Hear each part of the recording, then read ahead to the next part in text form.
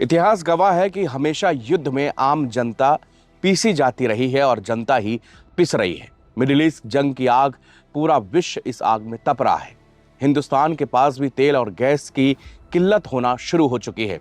हालांकि सरकार बार बार यह आश्वस्त कर रही है कि तेल और गैस को लेकर चिंता करने की बात नहीं है, आपूर्ति हो रही है। लेकिन जगह जगह पेट्रोल पंप पर लाइन लग रही है, गैसों में भी भीड़ लग रही है, सिलेंडर को लेकर भी कुछ नियमों में बदलाव किए गए हैं।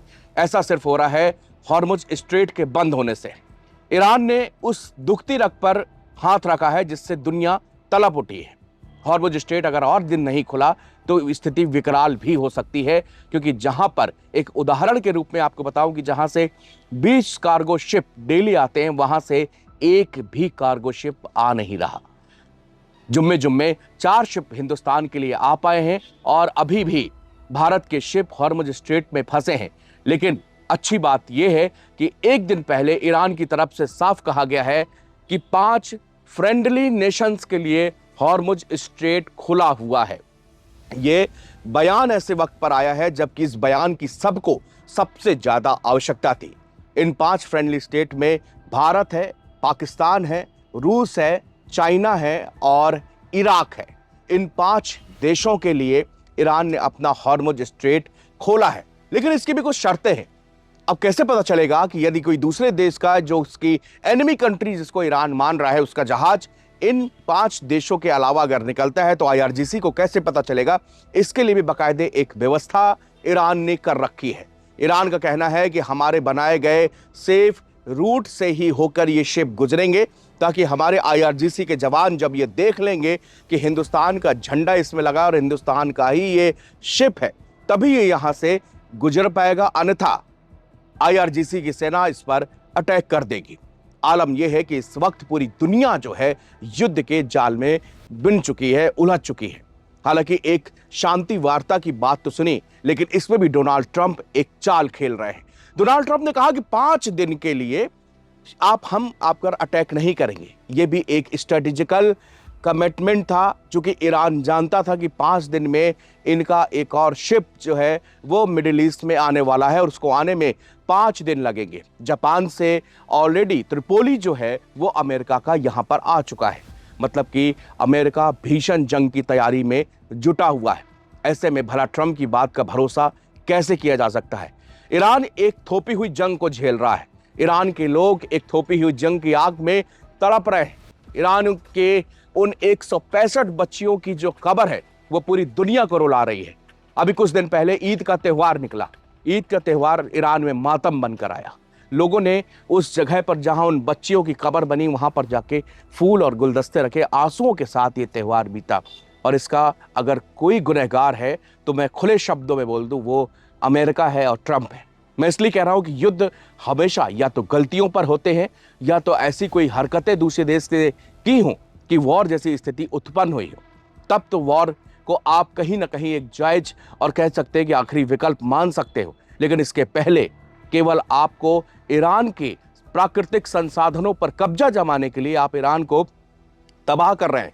एक सुंदर देश, मैं ये वहां की तानाशाही प्रणाली को, वहां की सल्तनत को, वहां के इंफ्रास्ट्रक्चर को, मैं ये नहीं कह रहा कि वहां पर सब कुछ सही है, लेकिन मैं ये बात कह रहा हूं कि एक संप्रभु देश पर अटैक करना कितना जायज है, या किसी देश को गुलाम बनाने की मानसिकता इन पश्चिमी देशों की कितनी गंभीर है, इससे हम आप समझ सकते हैं।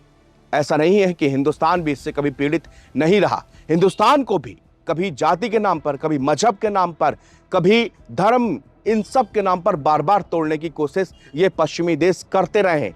मैं आपको बता दूं कि 1947 में जब ये हिंदुस्तान को तोड़ किया, आजाद तो किया गया लेकिन तोड़ दिया गया। इन पश्चिमी देशों का एक बहुत सीधा सा एजेंडा है, इसको समझने की अगर हिंदुस्तान के लोग कोशिश करेंगे तो आपको पता चलेगा कि कितना गंभीर खतरा है।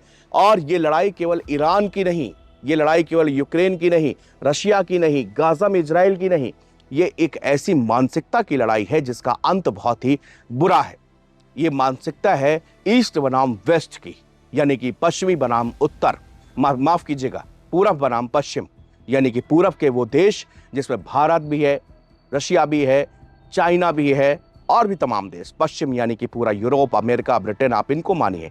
अब ये लोग चाहते क्या है? इनकी ईरान में युद्ध करने के पीछे, ईरान पे हमला करने के पीछे मकसद क्या था? अगर ये मकसद था खामनेई को मारना, तो ये मकसद 28 तारीख को पूरा किया जा चुका है। लेकिन इसके बावजूद ये युद्ध क्यों नहीं थमा?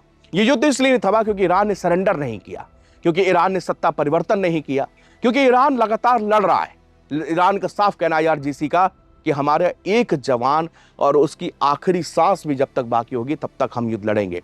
ऐसा नहीं है कि इस युद्ध में ईरान का नुकसान नहीं हुआ, ईरान का बहुत भारी नुकसान पहुंचा है।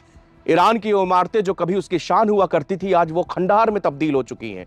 ईरान के वो स्कूल जहां पर तालीम होती थी, वहां पर अब सिर्फ टूटे हुए गुम्मद और वहां पर बिखरे हुए ईंट, कंक्रीट और यही सब नजारा दिखने को ईरान का मिल रहा है। हालात दुखदाई हैं, लेकिन इस वक्त ईरान जिस मजबूती के साथ अमेरिका के साथ में जंग लड़ा है, उसकी पूरी दुनिया सराहना कर रही है, खासतौर से पश्चिम को छोड़ दिया जाए तो। पर ब्रिटेन कहता है कि हम अमेरिका का साथ नहीं देंगे, लेकिन वो अपने बेसिस को खोल देता है अमेरिका के इस्तेमाल के लिए। वो कहता है कि भाई हम बैक डोर से ये सब देश अमेरिका को साथ देते हैं, लेकिन फ्रंट में अमेरिका युद्ध लड़ रहा है। अब आप देखिए कि किसी भी देश को, आपने वेनेजुएला का एग्जाम्पल लिया, आपने अब ईरान आपके साथ में दूसरा एग्जाम्पल है, तीसरा एग्जाम्पल आपको क्यूबा देखने को मिल जाएगा जिसके लिए बार बार बातचीत की जा रही है। फिर आप कनाडा को कहते हैं कि ये अमेरिका का 51 स्टेट बन जाएगा। आप ग्रीनलैंड के लोगों को पैसा देते हो कि भाई पैसा ले लो और अपने हम अमेरिका इसको ग्रीनलैंड को खरीद लेगा, यानी कि जनाब आपके पास में पैसा है तो क्या आप दुनिया का हर मुल्क खरीद सकते हैं? फिर या तो ये एक ही बात है कि यहाँ पर एक छत्र राज आपका हो, जैसे कभी हुआ करता था, जैसे आपके प्रशासन की बातें हुआ करती थी कि हमारे शासन में कभी सूर्यास्त नहीं होता।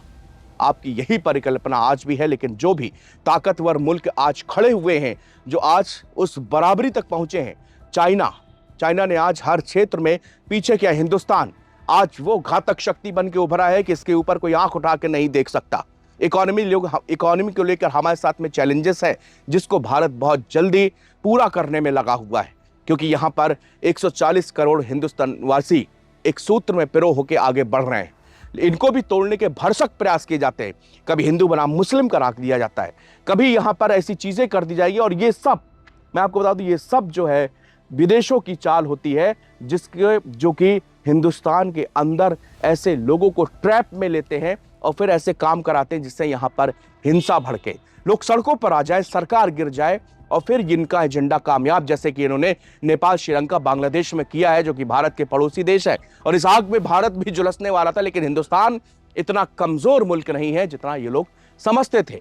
और आज अमेरिका को भी शायद अंदाजा लग चुका है, अंदर ही अंदर ये सोच रहे हैं कि ईरान ने जितनी उम्मीद थी उससे बहुत भयंकर मारा है, बहुत ठोका है। और अब तो F-15, F-35, F-14 जिसके कसीदे ट्रंप कभी पढ़ा करते थे, वो अब नेस्तनाबूद हो चुके हैं।